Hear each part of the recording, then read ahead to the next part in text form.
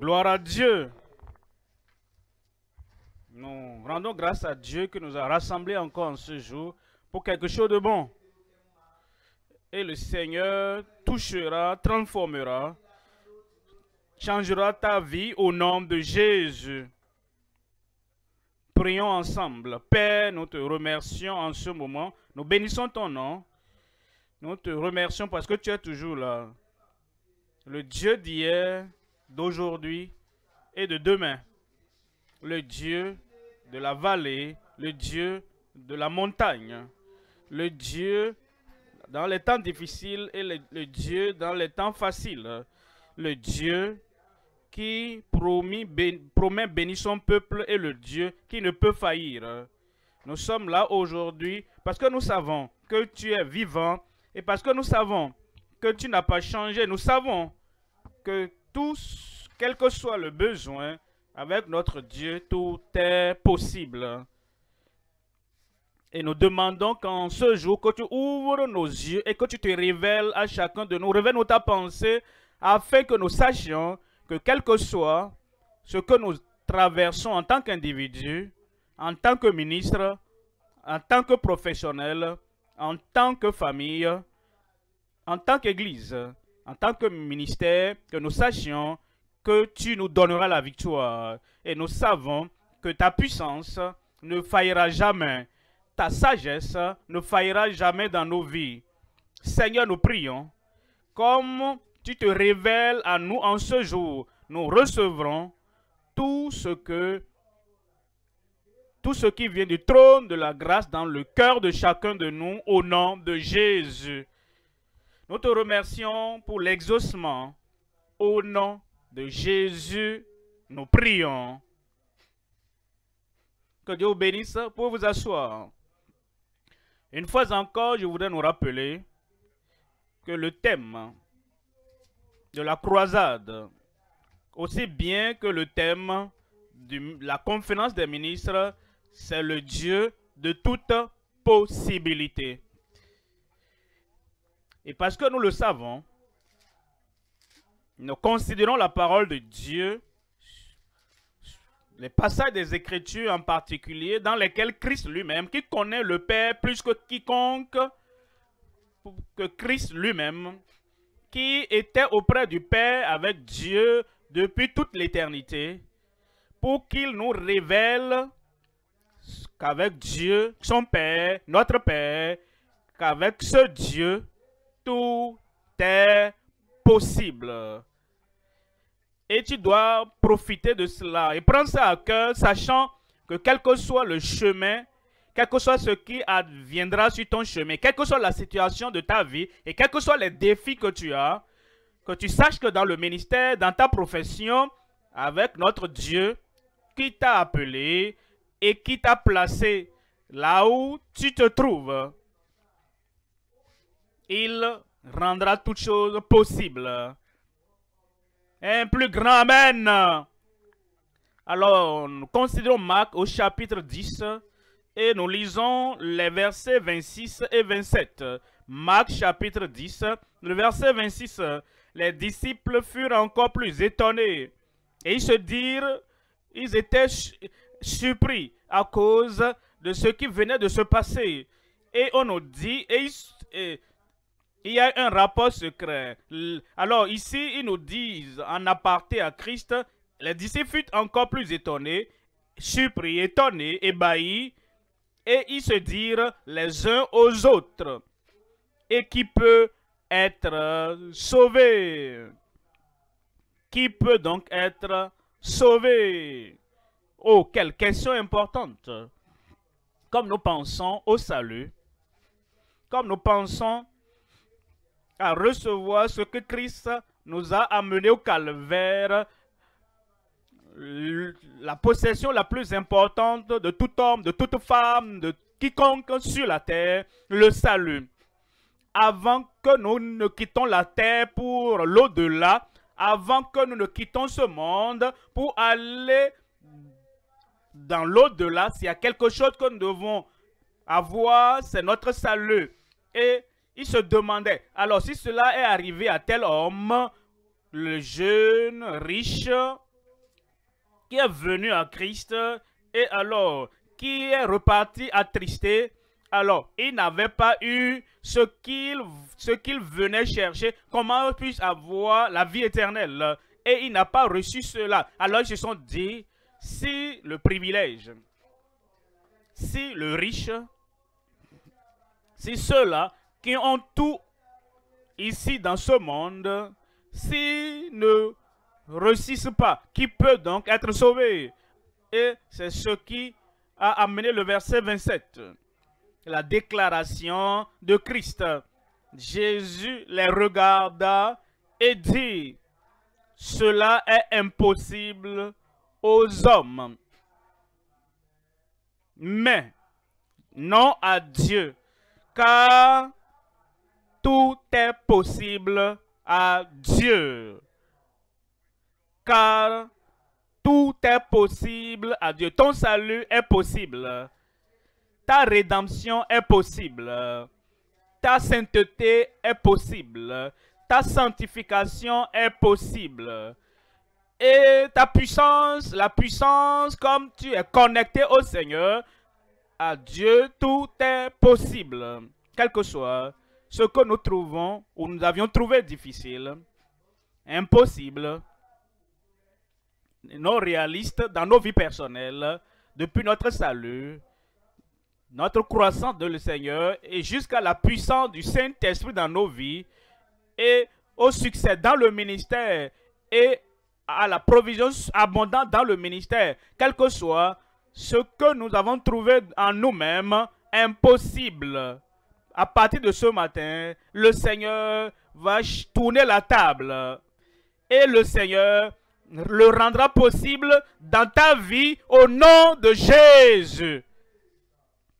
Aujourd'hui, je considère le thème les possibilités de Dieu malgré les impossibilités de l'homme. La puissance de Dieu malgré l'impuissance de l'homme. La puissance de Dieu malgré l'impuissance, l'impotence de l'homme. Les possibilités de Dieu malgré les impossibilités de l'homme. Rappelez-vous une fois encore ce que Christ a déclaré. Jésus les regarda et dit, cela est impossible aux hommes, mais non à Dieu. Car tout répond, car quoi? Tout est possible à Dieu. Le message est divisé en trois parties. Premièrement, la condition avérée de l'impuissance de l'homme. La condition avérée de l'impuissance de l'homme. Deuxième point, la compréhension délicieuse des possibilités de Dieu. Ensuite, troisième point, notre consécration distincte, engagement comme peuple de Dieu. Premier point donc, premier point, la condition avérée de l'impuissance de l'homme. Alors, lisons maintenant l'histoire même en Matthieu au chapitre 19 et je vous lis le verset 16. Ouvrez vos Bibles s'il vous plaît. Matthieu 19, verset 16. Et voici un homme s'approcha et dit à Jésus, Maître, bon maître, que dois-je faire de bon pour avoir la vie éternelle? Il a reconnu Jésus comme étant maître, juste, saint, juste, bon. Et il dit, bon maître, je veux que tu me dises ce que je dois faire exactement pour avoir... Il savait qu'il y a la vie éternelle. Il savait qu'il y a le salut. Il savait qu'il y a ce billet que Dieu nous donne à travers Christ, qui ouvrira la porte du ciel pour nous, pour que nous puissions aller au ciel. Et il voulait donc connaître, comme toi, tu dois chercher à savoir quelle bonne chose, que dois-je faire de bon. Il savait que le salut n'est pas un salut communautaire. Que dois-je faire de bon? Tu dois comprendre que le salut, la vie éternelle, et avoir la conversion et la connexion avec Dieu n'est pas une chose communautaire pour que nous venons et nous sommes sauvés. Non, il ne le donne pas à tous sur la base que nous appartenons à tel groupe, nous appartenons à telle communauté. Il le donne en tant qu'individu. Il donne le pain de vie en tant qu'individu. Il donne notre vie, la vie physique en tant qu'individu. Il donne la vie éternelle sur la base individuelle. Que doit-il faire de bon pour avoir la vie éternelle? Il y a quelque chose que nous possédons. C'est quelque chose que nous avons et il dit, que dois-je faire de bon pour avoir la vie éternelle? Vous voyez le verset 17. Verset 17, il lui répondit, pourquoi m'interroges-tu sur ce qui est bon? Nous savons que Jésus est bon. Nous savons que Jésus-Christ est parfait. Nous savons que Jésus est sans péché. Nous savons que Jésus-Christ est sans tache. Pourquoi a-t-il posé la question à l'homme? Parce que l'homme pensait à Jésus comme un homme, comme lui. Et il se comparait à Jésus-Christ. Il dit, bon maître, je veux être bon. Et il se recommandait. Il savait ce qu'il faisait. Et c'est pourquoi Jésus lui a dit, pourquoi m'interroges-tu ce qui est bon? Un seul est bon. Un seul est le bon. Verset 18, il nous dit, et Jésus répondit, quel commandement? Observe les commandements. Lesquels? Tu ne tueras point, tu ne commettras point d'adultère, tu ne déroberas point, tu ne diras point de faux témoignages, tu honores ton père et ta mère. Verset 19, et tu aimeras ton prochain comme toi-même. Aime ton prochain comme toi-même. Aime ton prochain comme toi-même. Verset 20, le jeune homme lui dit, j'ai observé toutes ces choses. J'ai observé toutes ces choses. Que me manque-t-il encore? En répondant de façon superficielle au Seigneur, dit, tout va bien. Si c'est ce qu'il faut pour avoir la vie éternelle, je l'ai déjà. Hein? Parce que j'ai observé toutes ces choses depuis ma jeunesse. Ah.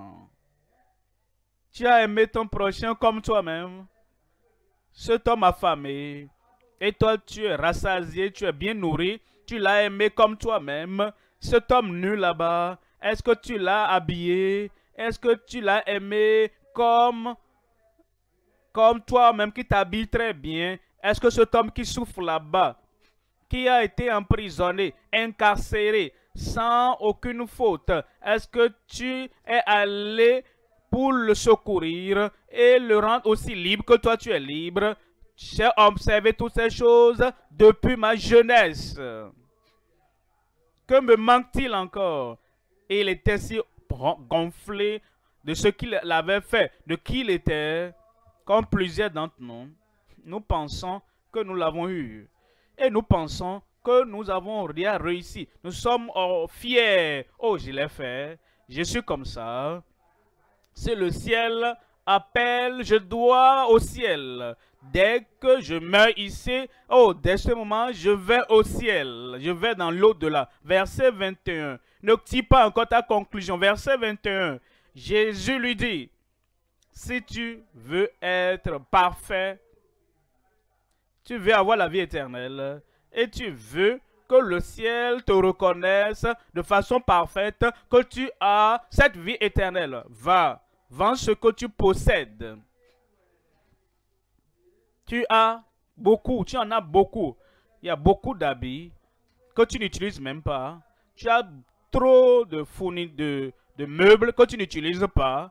Et tu as même plusieurs choses qui te rendent mobile, mais que tu n'utilises pas. Tu as tellement de chaussures que tu ne portes même pas et tu as plusieurs choses. Tu en as au-delà du nécessaire.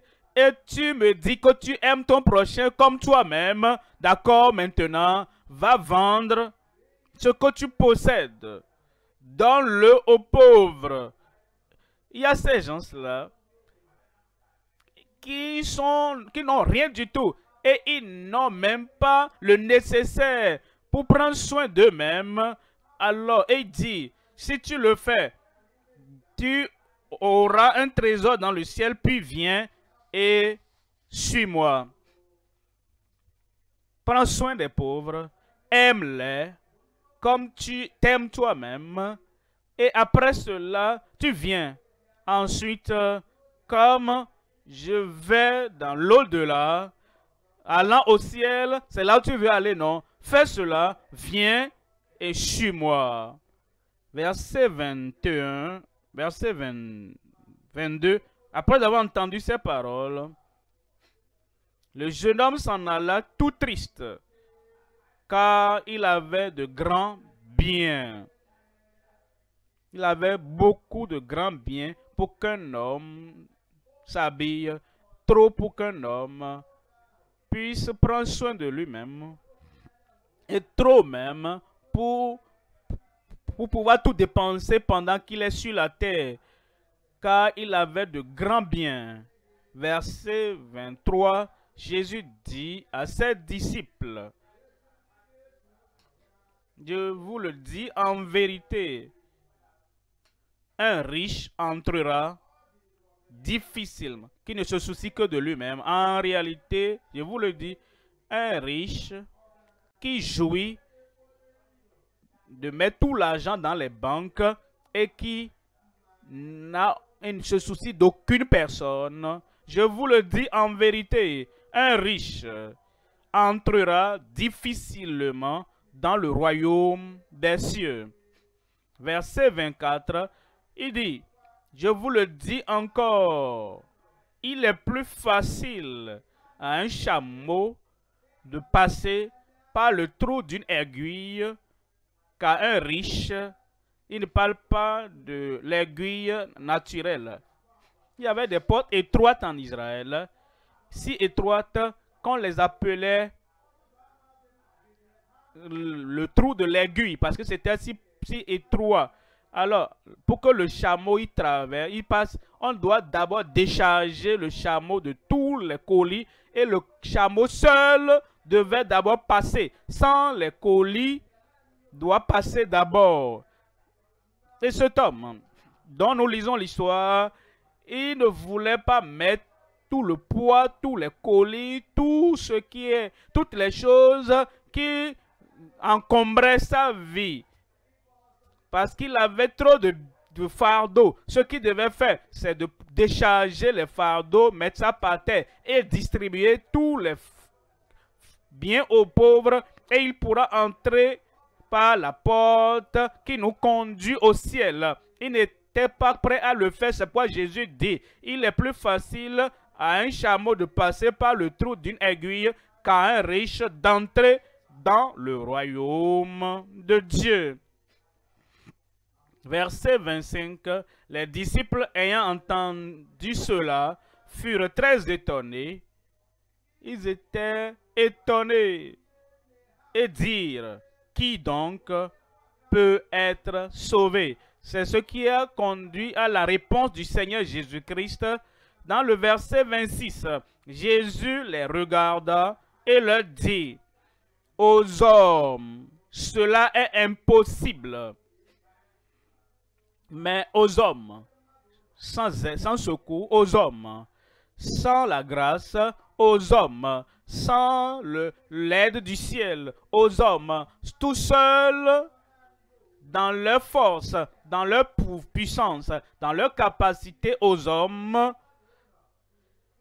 dans leur force biologique aux hommes ordinaires, cela est impossible. Mais à Dieu, tout le monde, dites-moi la suite. Quand Dieu t'aide, quand Dieu t'accorde la grâce, quand Dieu t'accorde la puissance pour que tu puisses ôter tout ce qu'il veut que tu ôtes. Et tu viens dans la force du Seigneur et dis, ce qui était impossible aux hommes, sans aide, sans grâce, ce qui était impossible aux plus grands des hommes, dans leur force, cela est possible simplement en Dieu. Mais à Dieu, tout est possible.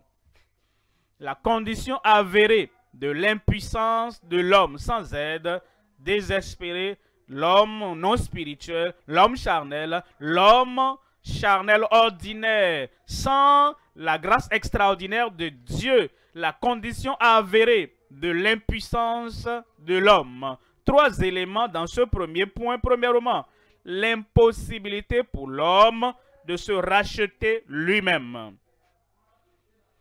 Qui que nous soyons, quelque chose que nous avons, quelque chose que nous avons pu faire, l'impossibilité pour l'homme de se racheter lui-même. Deuxième élément, l'insuffisance de la justice de soi de l'homme. Voyez l'homme, devant Jésus-Christ, il a dit, j'ai fait tout cela, je suis qualifié, je devrais avoir l'insuffisance de la justice de soi de l'homme.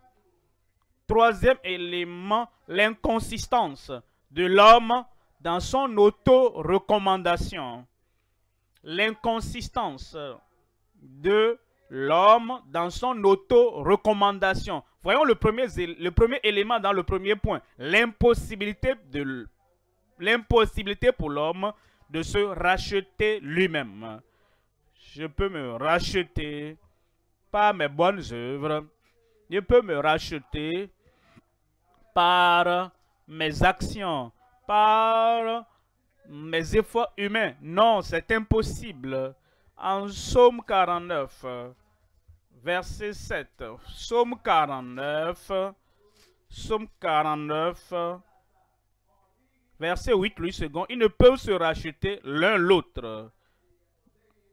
Pauvres, riches et lettrés, hautement placés, populaires, qui que nous soyons, ils ne peuvent, aucun de nous ne peut d'aucun moyen se racheter l'un l'autre, ni donner à Dieu le prix du rachat. Le seul qui peut payer le prix de notre rédemption, c'est Christ Jésus, parce qu'il est Dieu et il est l'homme.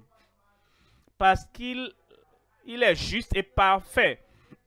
Parce qu'il a vécu de l'éternité et il est venu sur la terre et il est retourné dans l'éternité sans tache, sans péché. Aucun péché en une seconde ou en une minute ou en une heure ou en un jour ou en une semaine ou aucune année de sa vie parfait. Ça, c'est le seul. Et aucun homme ordinaire en dehors de Christ qui a pu le faire. Même Enoch a vécu 365 ans et pendant 65 ans, il était un pécheur ordinaire. Mais ensuite, à l'âge de 65 ans, il a eu la grâce de Dieu et pendant les 300 ans qui ont suivi, il a été juste et Dieu l'a enlevé. Mais sa vie, au départ, n'était pas sans péché, sans tâche parfaite. Il ne pouvait même pas se racheter, ni racheter qui que ce soit. Nous ne pouvons pas avoir la rédemption de soi. Verset 9, Louis II, de Psaume 49. Le rachat de leur âme est cher et n'aura jamais lieu. Deuxième élément, l'insuffisance de la justice de soi de l'homme. Nous avons vu l'homme, nous avons vu sa déclaration. Comme il est venu à Christ, on dit au bon maître, que doit-il faire de bon pour avoir la vie éternelle? Il est venu, il voulait en réalité faire sa publicité, la publicité de sa justice. Jésus a dit, tu connais la loi, tu connais les commandements, ne fais pas ci, ne fais pas ça. Et alors finalement, tu auras le résumé de tout ça, c'est que tu aimeras ton prochain comme toi-même. Est-ce que vous remarquez ce que Jésus lui a dit? Il a 10 commandements.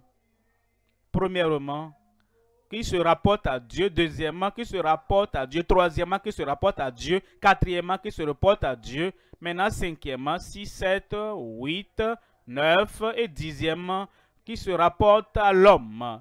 Et le Seigneur lui disait, tous les commandements qui se rapportent à l'homme, que tu peux voir, comment les as-tu pratiqués? Et il a dit, oh, depuis ma jeunesse, j'ai tout observé parfaitement. Et maintenant, le commandement qui se rapporte à Dieu, tu aimeras Dieu de tout ton cœur, de toute ton âme, de toute ta pensée, que tu aimes Dieu au-dessus de l'argent, que tu aimes Dieu au-dessus des richesses et que tu abandonnes n'importe quoi pour prendre soin des pauvres, des créatures de Dieu. Alors, considérons les commandements de Dieu.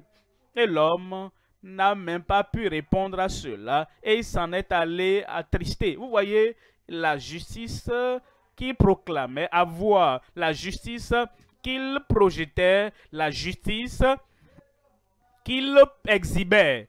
Tout cela ne peut pas sauver l'insuffisance de la justice de soi de l'homme. Ésaïe 64, verset 6. Ésaïe, chapitre 64, verset 6. Nous sommes, verset 5, nous sommes tous comme des impurs. Ésaïe 64, 5. Et toute notre justice est comme un vêtement souillé. Nous sommes tous flétris. Vous voyez cela? Nous sommes tous, la troisième fois. Nous sommes tous flétris comme une feuille. Et nos crimes nous emportent. Il parle de notre justice, même au pluriel. Mais il dit, quand vous pensez à cela, les actions extérieures peuvent sembler bonnes. L'expression extérieure de la religion peut être bonne. Nous pouvons fléchir au bon moment, nous tenir debout au bon moment, nous agenouiller au bon moment, dire la bonne chose au bon moment. Tout cela est extérieur. Toute notre justice extérieure, elles sont comme des vêtements impurs. Nous faisons tout cela, nous flétrissons tous comme des feuilles. Et nos crimes, nos iniquités nous emportent comme le vent. Notre justice de soi n'est pas suffisante pour nous qualifier pour le ciel. Troisième élément, c'est l'inconsistance de l'homme dans son auto-recommandation. L'homme avait l'auto-recommandation. Il est venu. Et il est venu avec confiance. Il est venu avec assurance. Il n'a même pas demandé la permission de qui que ce soit. Il a dit, bon maître, là c'est toi. Je veux te montrer, oh, combien de fois je suis bon. Mais laissez-moi poser une question. Oh, que dois-je faire de bon? Que dois-je faire de bon pour avoir la vie éternelle? La vie éternelle. Pour que je puisse avoir ce salut qui me qualifie pour le ciel. Il avait l'auto-recommandation. Et quand Jésus a dit, oh, pourquoi tu me poses la question? Tu connais le commandement? Il dit, bien sûr. Ça même, c'est l'histoire de ma vie. D'accord. Va observer ces commandements. Commençons par le plus bas, qui se rapporte à l'homme. Tu commettras pas de meurtre, tu ne tueras pas, tu ne voleras pas, tu ne porteras pas de faux témoignages contre ton voisin, et rassemble tout maintenant. Tu aimeras ton prochain comme toi-même. Un tout voisin qui est en plus bas que toi par rapport à ce que tu as, élève-le un peu, ramène-le un peu à ton niveau pour qu'il soit aussi au même niveau que toi. Les êtres humains ne font pas ça. Les êtres humains veulent que eux seuls soient en haut là-bas. Et s'il y a quelqu'un en bas, il compte. Je suis meilleur que tel, je suis meilleur que tel, je suis plus riche que tel, je suis plus qualifié que l'autre. Ils ne veulent jamais que les pauvres, ils ne veulent jamais que ceux qui ont moins de privilèges, ils ne veulent jamais que ceux qui sont pauvres et en bas là-bas viennent à leur niveau. Et quand Jésus a dit, regarde les pauvres, ramène-les à ton niveau, regarde les pauvres, regarde ce que tu as, et regarde ceux qui n'ont pas, aide-les, habille-les, nourris-les, prends soin d'eux. L'homme s'en est allé. C'est l'auto-recommandation. N'a pas pu l'aider à atteindre là où il devrait être. L'inconsistance de l'auto-recommandation de l'homme. Inconsistant. Il disait à Christ, je suis là, je suis là. Oh, je suis là. J'ai fait ci, j'ai fait cela depuis ma jeunesse. Et quand la réalité est apparue, l'auto-recommandation n'a pas pu marcher. Pense à toi-même.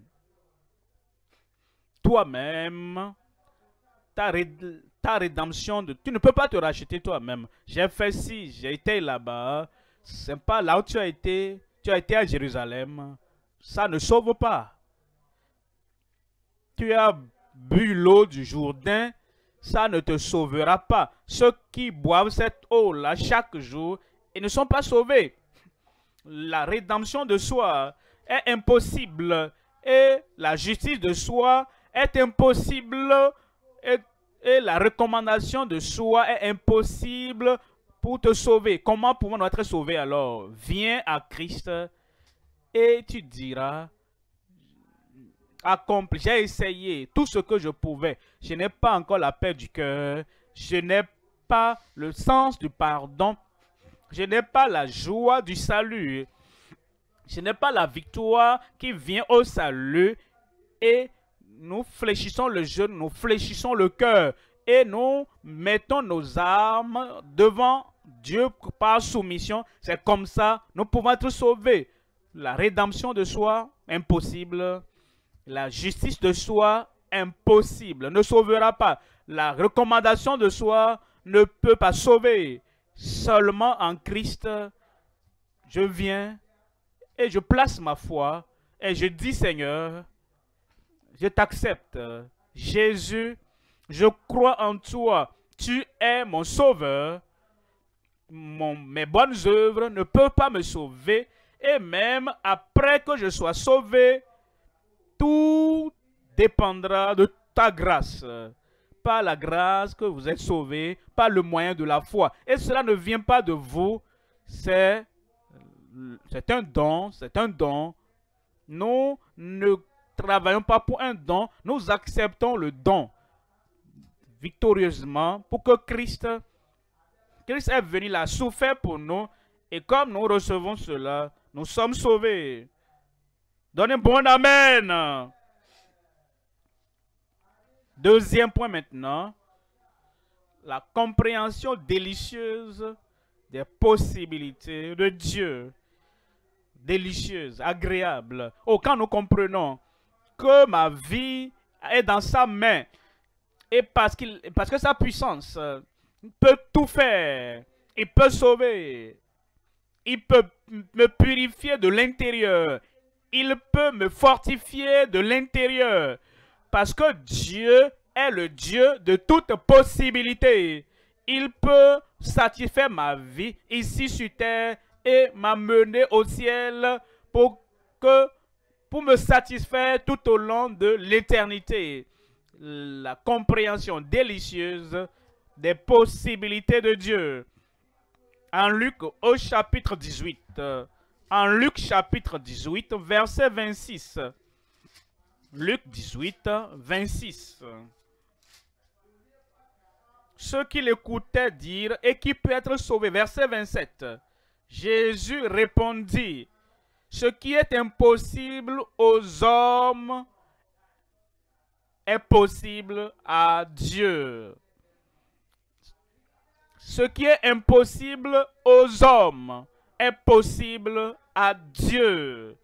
Voyons trois éléments. Premièrement, le fait des possibilités incommensurables de Dieu, si profondes, si élevées, si larges, si vastes, incommensurables.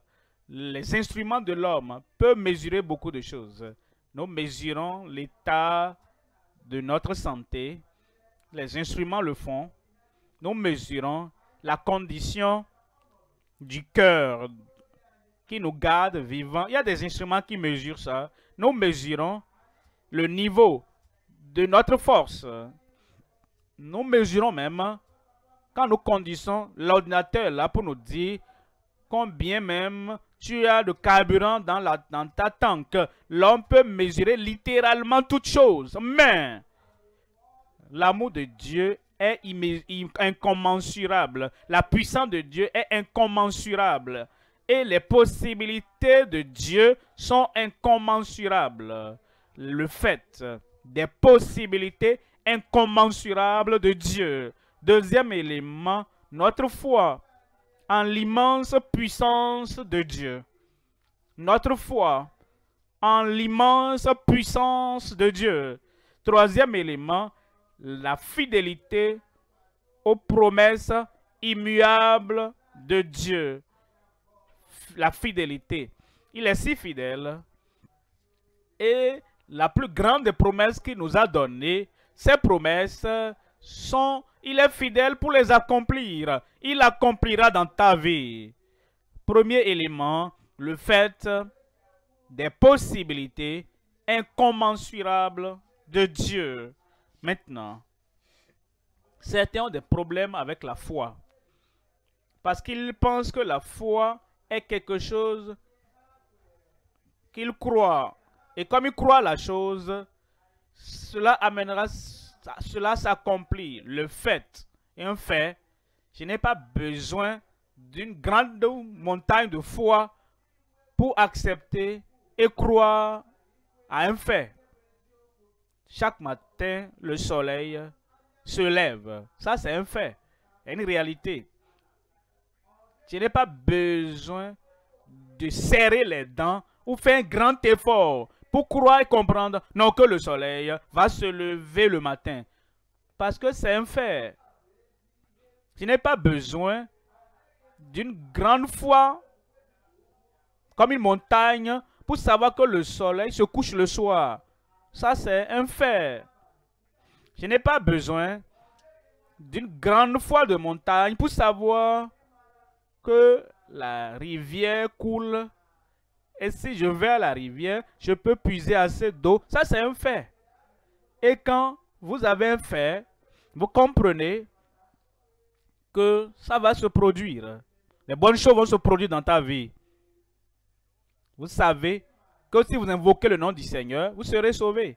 Pourquoi? Parce que c'est un fait. Quiconque invoquera le nom du Seigneur sera sauvé. C'est un fait. Vous savez que Dieu est saint et il veut que tu sois saint. Ça, c'est un fait. Et si tu vas à Dieu et tu dis, Seigneur, par moi-même et en moi-même et par mes efforts, je ne peux pas être saint. Je viens à toi et je veux que tu m'accordes cette nature, ta nature qui est la sainteté. C'est un fait. Qu'il est saint et il veut que tu sois saint. Et ce qu'il veut faire, il le fera. Ça, c'est un fait. Il n'est pas assez de puissance pour exécuter tout ce que je dois faire. Je viens à Dieu et c'est un Dieu de puissance. Et il ne veut pas que ses suiveurs, ses disciples soient des faiblards. Alors, c'est un fait. Il est puissant et il va transférer sa puissance, la puissance du ciel dans ta vie au nom de Jésus. Le fait des possibilités incommensurables de Dieu. Jérémie au chapitre 32. Jérémie 32, verset 17. Jérémie 32, verset 17. Ah, Seigneur éternel, voici, tu as fait les cieux et la terre. Ça, c'est un fait. C'est un fait. Je n'ai pas besoin de chercher par-ci, par-là. Je n'ai pas besoin de chercher. Où est l'homme qui a créé le monde? Non, aucun homme ne peut créer le monde dans lequel nous vivons.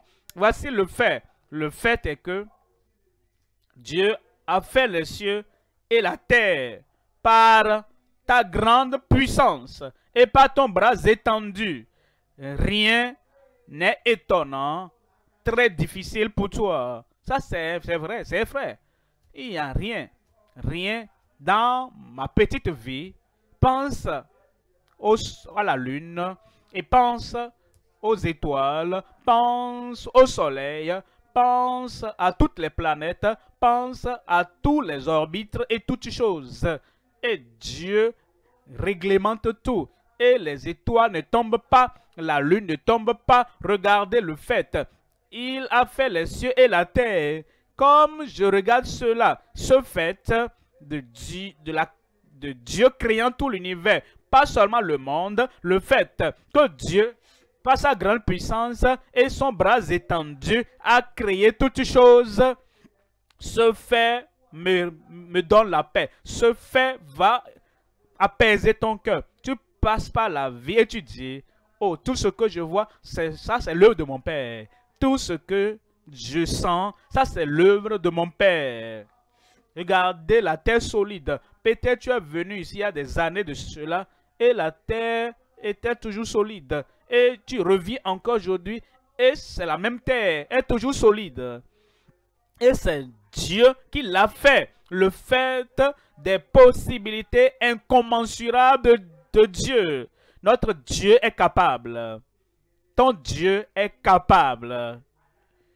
À moins que tu serves un Dieu étranger. À moins que tu serves un Dieu de ce monde. Si tu sers le Dieu du ciel. Si toi, tu sers le Dieu de toute la création. Ton Dieu est puissant. Est puissant. Colossiens.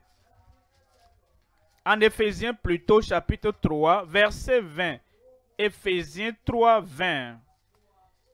Éphésiens 3, 20. Or, à celui qui peut, mon Dieu est capable, quelqu'un crie-le. Or, à celui qui peut faire, par la puissance qui agit en nous, infiniment au-delà de tout ce que nous demandons ou pensons, selon la puissance qui agit en nous. La puissance qui a créé tout le monde entier, c'est cette même puissance qui habite en nous. Tout est possible à celui, et comme tu crois, tout est possible. Deuxième élément maintenant, notre foi en l'immense puissance de Dieu. Notre foi en l'immense puissance de Dieu. Voyons ce que Dieu a fait. Regardez telle montagne. J'ai dit, la montagne physique. C'est Dieu qui l'a créée. Et l'homme ne peut même pas l'élever, cette montagne. Et ce que Dieu a fait, sa puissance est immense. Sa puissance est grande au-delà de toute compréhension. Sa puissance est grande au-delà de notre analyse, de notre étude ou même de notre compréhension. Et nous avons la foi en cette immense puissance de Dieu, de notre Dieu. Job 42, verset 2. Job 42, verset 2. Je reconnais, vous savez, nous souffrons beaucoup lorsque nous pensons à nous-mêmes. Job était malade et il y avait des plaies partout sur lui. Et tout ce temps-là, que ses amis étaient venus, ses amis ont parlé de Job. Et ils ont argumenté sur Job. Et Job répliquait et parlait de lui-même. Je suis ceci, cela. Vérifiez mon témoignage. Je suis cela. Vérifiez mon témoignage.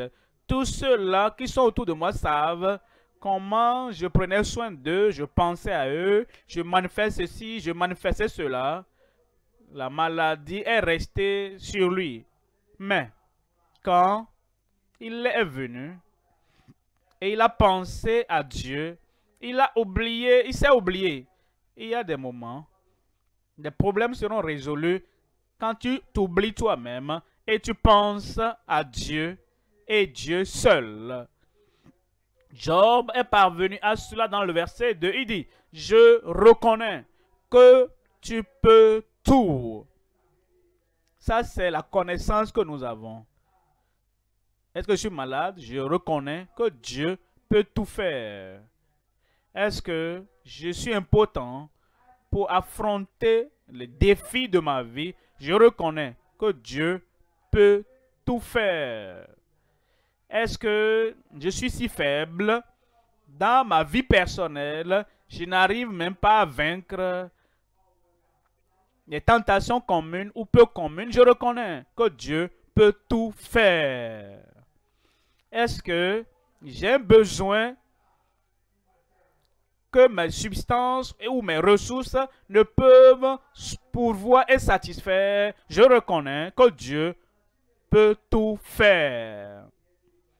Quand nous parvenons à cette compréhension et nous comprenons que notre Dieu a une puissance immense et nous avons cette foi et cette confiance en lui, je reconnais que tu peux tout et que rien ne s'oppose à tes pensées. Quand nous parvenons à cette compréhension, nos problèmes sont réglés. Mes problèmes sont réglés. Verset 10. Dans le verset 10, l'Éternel rétablit Job dans son premier état. Quand il est parvenu à la réalisation de la puissance immense de Dieu, il est parvenu à la possibilité incommensurable de Dieu. Dieu rétablit Job dans son premier état. Quand Job eut prié pour ses amis, pas seulement qu'il pria pour lui-même, quand il a compris que Dieu fera cela. Et ce qu'il m'a dit de faire maintenant, c'est de prier pour mes amis qui étaient là. Quand il a prié pour ses amis, et l'Éternel lui accorda le double de tout ce qu'il avait possédé. Ton heure a sonné. J'ai dit ton heure a sonné. Je veux que tu penses 2 fois à ce qu'il avait avant. Le double de la foi que j'avais, le double de la confiance que j'avais avant, le double des ressources que j'avais avant, le double de la joie que j'avais avant, le double de la foi et de la puissance et de la force que j'avais avant. Il te donnera le double, au-delà du double de ce que tu avais avant. La certitude du salut, la joie du salut, la confiance dans le salut, la puissance pour mener une vie victorieuse, le double que j'avais avant. Comme tu avant dans ta vie, dans ton voyage ministériel professionnel, tu parviendras au double de ce que tu avais avant. Alors tu dois commencer à penser, ah si j'ai le double de la foi que j'avais avant, qu'est-ce que je pourrais faire? Qu'est-ce que je peux réaliser? Comment je vais évoluer dans le ministère? Si j'ai le double de l'amour que j'avais avant, comment est-ce que je vais agir? Comment est-ce que je vais me comporter? Comment est-ce que je vais toucher la vie des autres? Si j'ai le double des richesses que des biens que j'avais avant, oh, qu'est-ce que je ferai? Si j'ai le double de tout ce que j'avais possédé par le passé, la force, la puissance, la capacité, les aptitudes, si j'ai le double de ce que j'avais avant, qu'est-ce que je ferai? Commence à planifier parce que tu vas avoir le double. Et tu feras de plus grandes choses. Et tu auras le double de tout ce que tu avais possédé. Parce que ta foi est en l'immense puissance de Dieu. Troisième élément, la fidélité aux promesses immuables de Dieu. Les promesses immuables. Je veux que tu regardes en toi, considère les promesses de Dieu en Genèse, en Exode et viens dans les autres livres de la Bible, dans les psaumes, les promesses que nous avons là-bas. Et tu viens en Matthieu, regarde les promesses qui sont là-bas. Marc, en Luc, en Jean, regardez les promesses qui s'y trouvent. Regardez les épîtres, vous regardez Romains et considérez 1er Pierre, 2e Pierre. Voyez Apocalypse et voyez promesses. Cherchez les promesses, les promesses. Et Dieu est fidèle à toutes ses promesses qui sont immuables. Immuables, qui ne changeront pas. Elles ne changeront pas. Ce que Dieu a promis faire, il le fera. Pourquoi ne pas le matin, quand tu es en train d'avoir ta dévotion familiale, quand tu as ton temps de dévotion personnelle, pourquoi ne pas considérer les promesses qui se rapportent à ton esprit, qui se rapportent à ton âme, qui se rapportent à ton corps, qui se rapportent à ta famille, qui se rapportent à tout ce que tu fais et partout tu iras dans la vie. Considère simplement ces promesses et chacune de ces promesses seront oui et amen dans ta vie au nom de Jésus.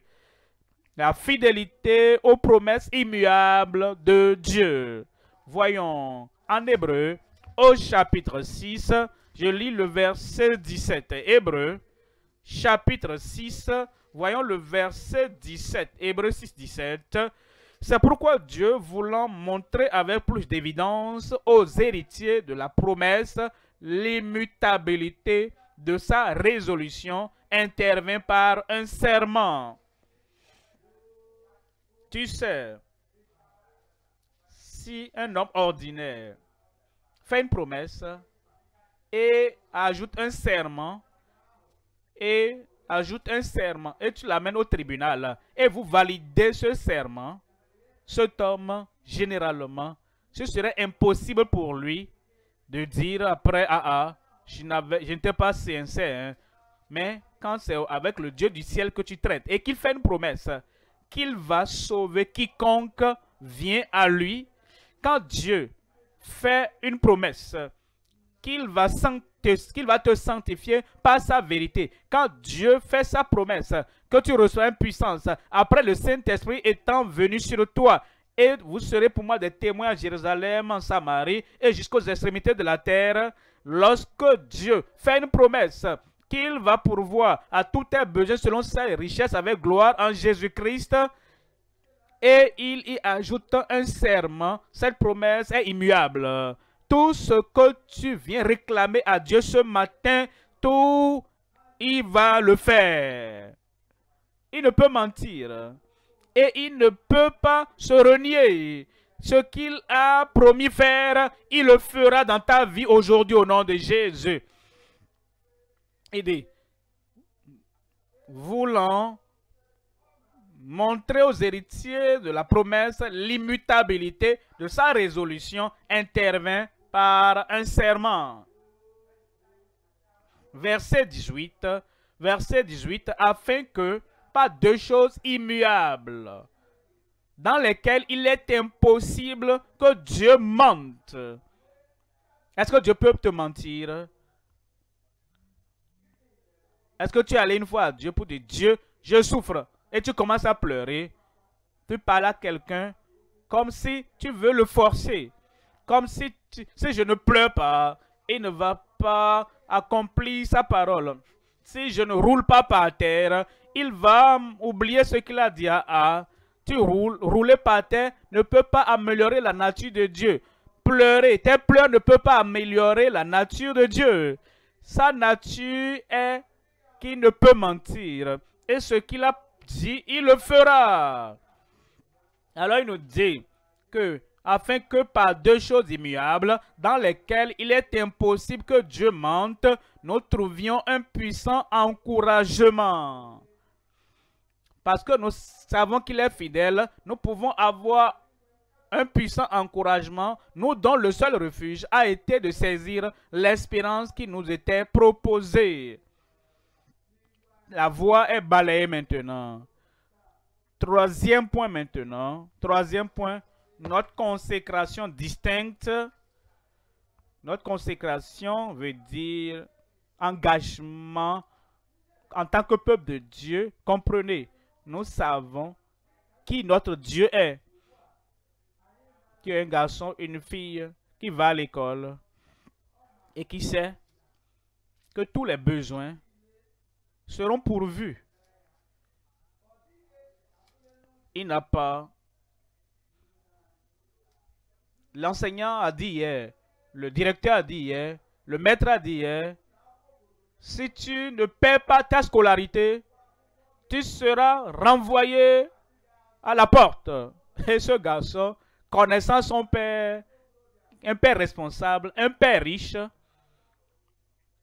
un père fiable, tout ce que l'enseignant a dit, l'enfant dira, il le dit aux autres. Ça, ce n'est pas à moi. Parce que moi, je connais mon père. Il est responsable, il est riche, il est fiable. Et l'enfant marche avec confiance à la porte. Il ne regarde même pas derrière. Est-ce qu'ils vont m'arrêter? Il dit non. Moi, je ne suis pas le type de personne qu'on peut arrêter. Tu n'es pas le type de personne qu'on peut arrêter. Ton père a fait des provisions adéquates de toute l'éternité jusqu'à ce moment et même jusqu'à l'éternité future. Tout ce qu'il faut pour ton âme, ton esprit, ton corps, tout ce qu'il faut pour ta vie, pour ton ministère, pour ta profession, le Père, un Père responsable, le Père riche, le Père fiable, le Père a fait toutes les provisions adéquates pour moi. J'ai dit pour moi. Peu importe que je suis dans telle église, non, ou que je suis de telle autre église, ou bien de telle autre église, si Dieu est ton Père céleste, il a fait les provisions adéquates pour toi.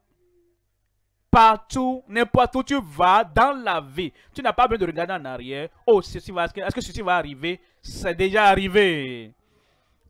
Parce que notre Père est fidèle et pour cela, nous pouvons avoir une consécration distincte, un engagement distinct en tant que peuple de Dieu. Est-ce que quelqu'un appartient à Dieu là-bas? Ton avenir est garanti. Voyez Marc, chapitre 10, verset 26. Marc 10, 26. Les disciples furent encore plus étonnés, se dirent les uns aux autres, et qui peut être sauvé? Verset 27. Jésus les regarda et dit, je veux que Jésus me regarde. Je veux que Jésus, parce que il ne va pas me classer avec cet homme riche qui a fui. Il me regarde par amour, il me regarde avec confiance, il me regarde avec foi. Je veux que Jésus me regarde. Il va te regarder. Toutes tes craintes sont parties. Toutes tes malcompréhensions sont ôtées.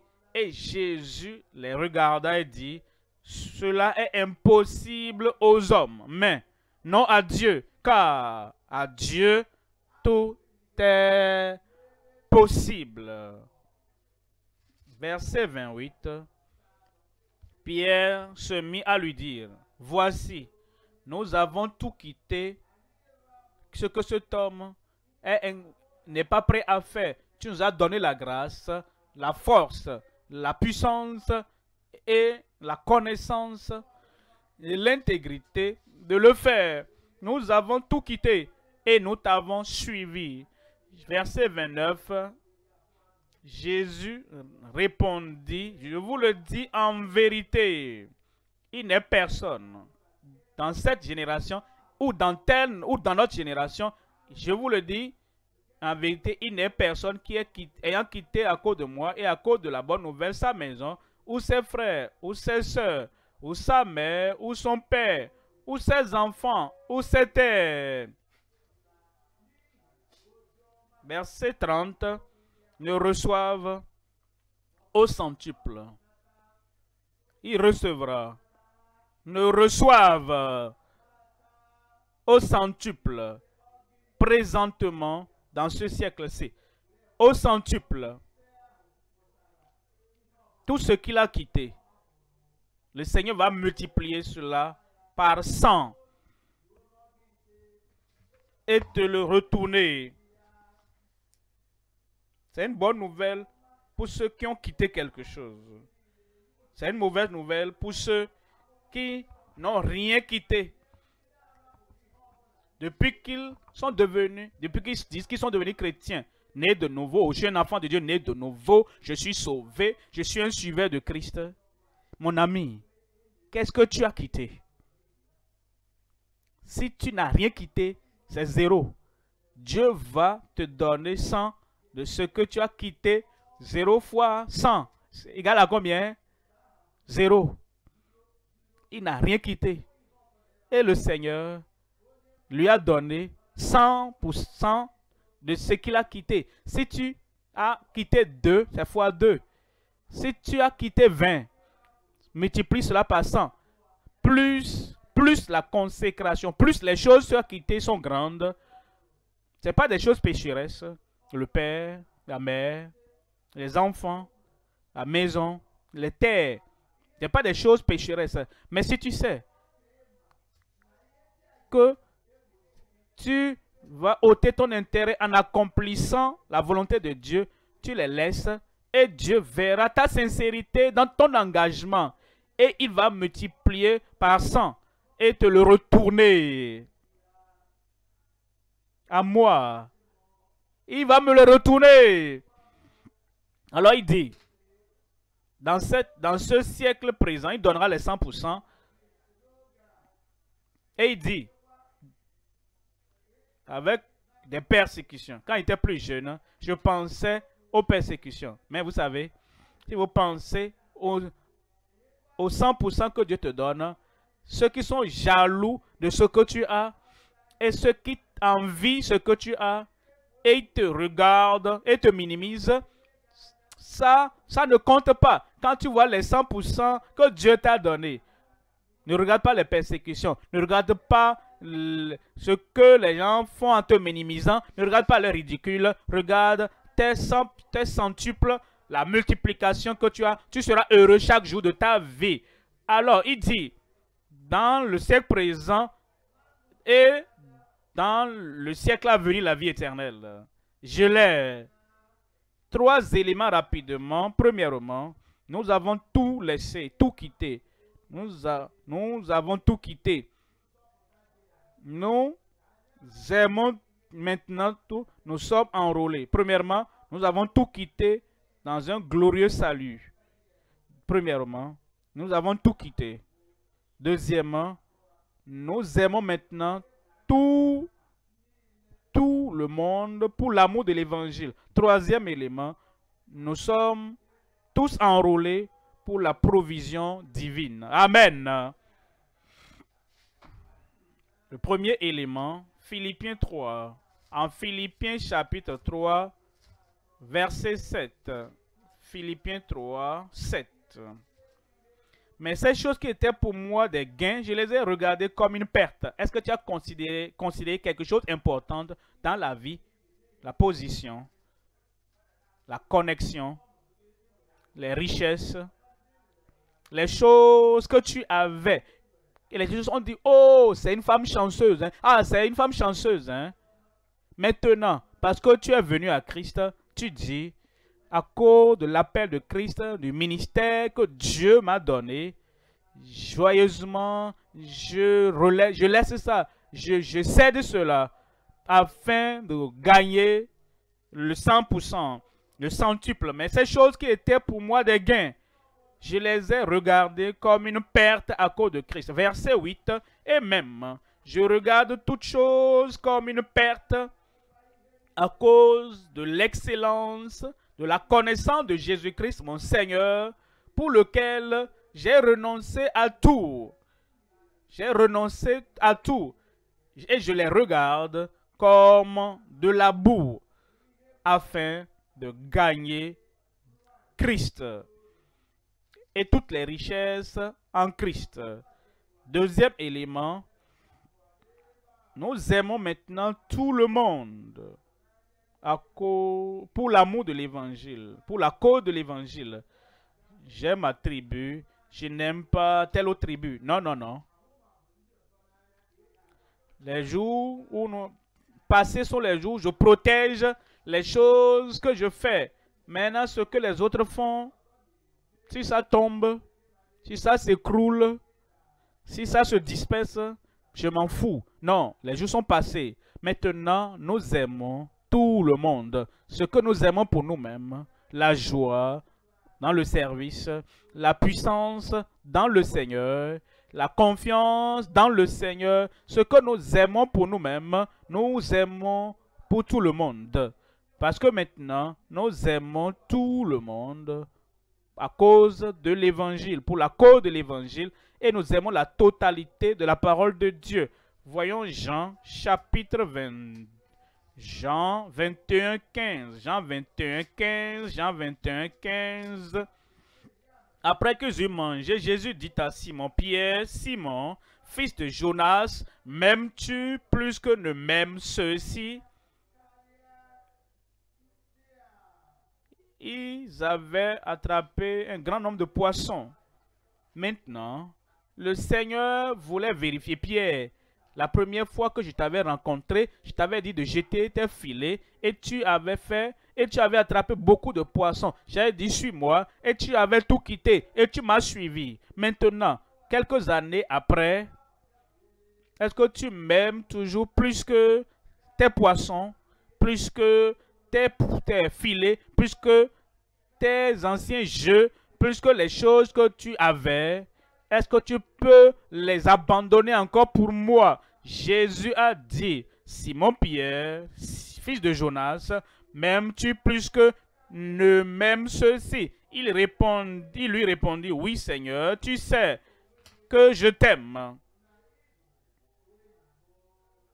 Tu sais, si tu dis que tu aimes Dieu, que les poissons plus que les filets, que tu aimes Dieu plus que les biens, que tu aimes Dieu plus que les terres, tu aimes Dieu plus que l'argent, tu aimes Dieu plus que tout ce que tu considères de précieux sur la terre, est-ce que Christ sait? Est-ce que Christ le sait? Est-ce que le Seigneur, ton Sauveur, ton Seigneur, le Dieu de ton salut, est-ce qu'il le sait? Est-ce que tu sais que vraiment tu l'aimes? Plus que toute chose, il lui dit, oui Seigneur, tu sais que je t'aime. C'est après cela, si tu aimes l'argent plus que lui, poursuis ton argent. Si tu aimes les choses de ce monde plus que lui, d'accord, continue. Les choses sur lesquelles ton cœur est fixé, mais si tu l'aimes, aime Christ, aime le Sauveur, plus que tes idées personnelles, plus que tes biens personnels, si tu l'aimes plus que tu n'aimes toute autre chose, il lui dit, paie mes agneaux. Je prie que notre amour pour Christ soit au-dessus et au-delà de notre amour, de nos désirs pour toute autre chose dans ce monde. Amen, confirmé dans ta vie. Troisième élément, nous sommes tous enrôlés pour la provision de Dieu. Nous avons tout quitté. Nous aimons maintenant tout le monde.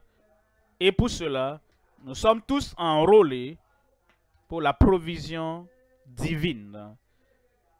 Philippiens au chapitre 4, verset 9. Philippiens 4, 9. Il dit, ce que vous avez appris, reçu et entendu de moi, ce que vous avez vu en moi, pratiquez-le, et le Dieu de paix sera avec vous. Ces choses, l'apôtre Paul n'a pas excusé ses auditeurs pour dire, ah, je comprends, moi je suis un apôtre, et vous êtes membre de l'église, et vous êtes ministre, plus bas que les apôtres, je sais. que vous ne pouvez pas faire ce que j'ai fait. Il n'a pas dit ça. L'apôtre Paul, avec tout son engagement, avec toute sa consécration, avec toute sa soumission, avec tout son abandon de soi au Seigneur, Paul, et à cause de son amour pour Dieu, il a dit toutes ces choses que vous avez apprises, reçues et entendues de moi et vues en moi. Pratiquez-le. La même grâce en lui, cette même grâce sera dans votre vie. Les êtres humains sans aide ne peuvent pas le faire, mais car aux hommes sans aide, sans grâce, cela est impossible, mais pas avec Dieu. Car tout est dans ta vie, dans ta famille, dans ton ministère, dans ton œuvre chrétienne, dans ta dévotion chrétienne, car avec Dieu, tout est possible. Alors, tu peux faire, tu dois faire, tu feras tout ce que tu as appris. Et le Dieu de paix sera avec vous. Verset 19. Et mon Dieu pourvoira. Est-ce qu'il est capable de pourvoir dans ta vie? Mon Dieu pourvoira à tous vos besoins selon sa richesse avec gloire en Jésus-Christ. Selon sa richesse avec gloire. Regarde le ciel et vois la richesse du ciel. Les parties, les pieds de rechange des véhicules, les pieds de rechange de ton corps, selon sa richesse avec gloire, tous les besoins de l'homme aujourd'hui et demain, jusqu'à ce qu'il passe dans l'éternité, selon sa richesse avec gloire. Le ciel est si riche. Il pourvoira à tous les besoins de ta vie. Et mon Dieu pourvoira à tous vos pourvoira à combien de tes besoins? Réellement, combien de tes besoins aujourd'hui, cette semaine et pour le reste de ta vie, combien de tes besoins seront pourvus? Tous vos besoins selon sa richesse avec gloire en Jésus-Christ. L'insuffisance de l'homme, la provision totale de Dieu, l'impossibilité en l'homme, la possibilité en Dieu, l'impotence de l'homme, la force, la puissance, la majesté, les provisions avec le Dieu Tout-Puissant. C'est ton tour de réclamer tout ce qu'il a promis, le salut, la sanctification, le baptême, la puissance du baptême dans le Saint-Esprit et la provision totale, toute suffisance, tout est disponible pour toi. Pourquoi ne pas te lever maintenant et dire, Seigneur, me voici, je sais. Aux hommes, cela est impossible, mais pas à Dieu. Parce qu'avec Dieu, dans ta vie, Dieu, dans ta famille, Dieu, dans ton ministère, Dieu, dans ta profession, Dieu, dans la situation dans laquelle tu te trouves, tout est possible à Dieu.